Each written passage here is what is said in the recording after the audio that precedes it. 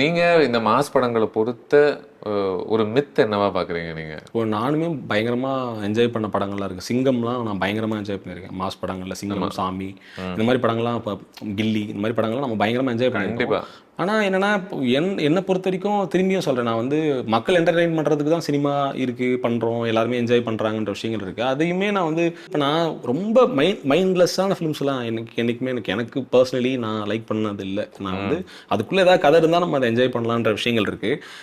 இது தொடர்ந்து வந்து வெறுமனே ஆக்ஷன்ஸை மட்டுமே, வெறுமனே ஆர்டிஸ்ட்டை மட்டுமே வச்சு நம்புற படங்களுக்கான விஷயங்கள் ஒரு பக்கம் பாசிட்டிவாக நடந்தாலுமே ஓடாத படங்களும் நிறைய இருக்குது. ஆக்சுவலி நீங்கள் வந்து பிஸ்னஸோட கட்டாயம் நிறைய இருக்குது. இப்போ வந்து ஒரு காம்பினேஷனோட கட்டாயம் இருக்குது. இப்போ வந்து இந்த டேரக்டரும் இந்த ஹீரோவும் இணையும் போதும் இந்த நம்பர்ஸ் வருதுன்றது இன்னைக்கு ப்ராக்டிக்கலாக ஓடிடி டீல்ஸில் இருக்குது. ரீசெண்டாக கூட நான் இந்த பேர் சொல்லாத ஒரு படம் வரப்போகுது. அந்த படத்துக்கோட ஹீரோ காம்பினேஷனும் டைரக்டர் காம்பினேஷனுக்கு ஒரு படம் பெரிய விலைக்கு வித்துருக்கு ஆக்சுவலி. ஒரு அமௌண்ட் வாங்கி. ஆமாம். இப்போ வந்து ஆனால் இப்போ வந்து நீங்கள் ஒரு கதையை மட்டுமே மையமாக வச்சு பண்ணுற படங்களுக்கு வந்து அந்த வியாபாரம் இல்லைல்ல. நீ அங்கதான் வந்து பயங்கரமா லென்ஸ் வச்சுட்டு பயங்கரமா ஸ்கேன் பண்ணிட்டு இருக்காங்க. அதுதான் விஷயமா இருக்கு. இப்போ நீங்கள் வந்து ஒரு மீடியம் பட்ஜெட் படங்களுக்கு இந்த இஷ்யூ இப்போ இருக்கு, முன்னாடியுமே இல்லை. முன்னாடி கூட ஒரு மீடியம் செகண்ட் டயர்ல இருக்க ஹீரோஸ்க்கான விஷயங்கள்ல வந்து பிசினஸ் இருந்துச்சு. ரைட். இன்னைக்கு வந்து அதில் வந்து ஒரு சின்ன ரெஸ்ட்ரிக்ஷன்ஸ் இருக்கு.